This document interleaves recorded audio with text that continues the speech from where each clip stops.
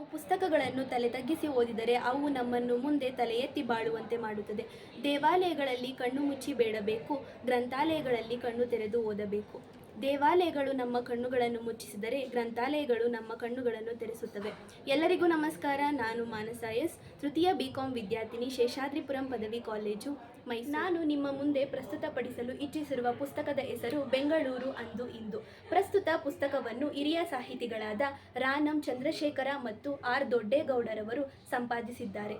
ಈ ಪ್ರಸ್ತುತ ಪುಸ್ತಕವು 211 ಪುಟಗಳನ್ನು ಒಳಗೊಂಡಿದೆ.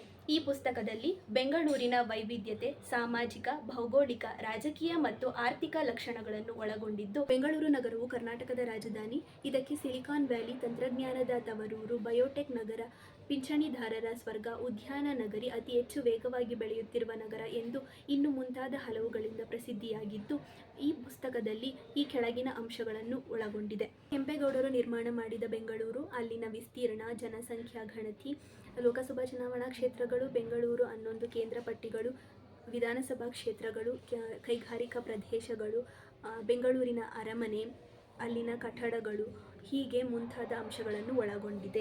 ಪ್ರಸ್ತುತ ಪುಸ್ತಕದ ಹಿನ್ನೆಲೆ ಏನೆಂದರೆ, ರಾ.ನಂ. ಚಂದ್ರಶೇಖರರವರು ಮೊದಲಿಗೆ ಅಂಗೈಯಲ್ಲಿ ಬೆಂಗಳೂರು ಎಂಬ ಪುಸ್ತಕವನ್ನು ಸಂಪಾದಿಸಿರುತ್ತಾರೆ. ಆದರೆ ಆ ಪುಸ್ತಕದ ಪ್ರತಿಗಳು ಸರಿಯಾಗಿ ಮುದ್ರಣವಾಗದೆ ಜನರ ಕೈಗೆ ಸಿಗುವುದಿಲ್ಲ. ಅದಕ್ಕಾಗಿ ಆ ಪುಸ್ತಕವನ್ನೇ ಪರಿಷ್ಕರಿಸಿ ಬೆಂಗಳೂರು ಅಂದು ಇಂದು ಎಂಬ ಪುಸ್ತಕವನ್ನು ಸಂಪಾದಿಸಿರುತ್ತಾರೆ. ಈ ಪುಸ್ತಕದಲ್ಲಿ ಬೆಂಗಳೂರಿನ ಹಿನ್ನೆಲೆ ಅಂದರೆ, ಆಗಿನ ಕಾಲದಲ್ಲಿ ಹೊಯ್ಸಳ ರಾಜನಾದ ಬಲ್ಲಾಳ ರಾಜನು ಕಾಡಿನಲ್ಲಿ ಬೇಟೆಯಾಡಲು ಹೋದ ಸಂದರ್ಭದಲ್ಲಿ ಬಹುವಾಗಿ ಹಸಿವಿನಿಂದ ಬಳಲುತ್ತಿರುತ್ತಾನೆ.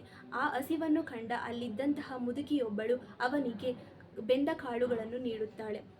ಬೆಂದ ಕಾಳುಗಳನ್ನು ತಿಂದ ಬಲ್ಲಾಳ ರಾಜನು ಹಸಿವನ್ನು ನೀಗಿಸಿಕೊಂಡು ಆ ಪ್ರದೇಶಕ್ಕೆ ಬೆಂದಕಾಳೂರು ಎಂಬ ಹೆಸರನ್ನು ನೀಡುತ್ತಾನೆ. ಹಾಗೆಯೇ ತಮಿಳು ಶಾಸನವೊಂದರಲ್ಲಿ ಬೆಂಗಳೂರು ಎಂಬ ಶಬ್ದವು ಪ್ರಕಟಗೊಂಡಿರುವುದರಿಂದ ಪ್ರಸ್ತುತ ಬೆಂಗಳೂರು ಎಂಬ ನಗರವು ಆಧುನಿಕತೆಗಿಂತ ಇಂದಿನ ಕಾಲದಲ್ಲಿ ಬೆಂದಕಾಳೂರು ಎಂಬ ಹೆಸರಿನಿಂದ ಪ್ರಸಿದ್ಧಿಯಾಗಿತ್ತು. ಮಾಹಿತಿ ತಂತ್ರಜ್ಞಾನದ ರಾಜಧಾನಿ ಎಂಬ ಹೆಗ್ಗಳಿಕೆಗೆ ಪಾತ್ರವಾಗಿರುವ ಬೆಂಗಳೂರಿನ ಬಗ್ಗೆ ಮಾಹಿತಿ ನೀಡುವ ಪುಸ್ತಕಗಳಿಗೇನೂ ಕೊರತೆ ಇಲ್ಲ. ಆದರೆ ಬೆಂಗಳೂರಿನ ಬಗ್ಗೆ ಹಲವು ಬೃಹತ್ ಪುಸ್ತಕಗಳಿದ್ದರೂ ಸಹ ಹಲವು ಕ್ಷೇತ್ರಗಳಲ್ಲಿ ವಿಶ್ವಕ್ಕೆ ಮಾದರಿಯಾಗಿರುವ ಬೆಂಗಳೂರಿನ ಬಗ್ಗೆ ಸಂಕ್ಷಿಪ್ತವಾಗಿ, ಉಪಯುಕ್ತವಾಗಿ ಮಾಹಿತಿಯನ್ನು ನೀಡುವ ಪುಸ್ತಕಗಳು ವಿರಳ.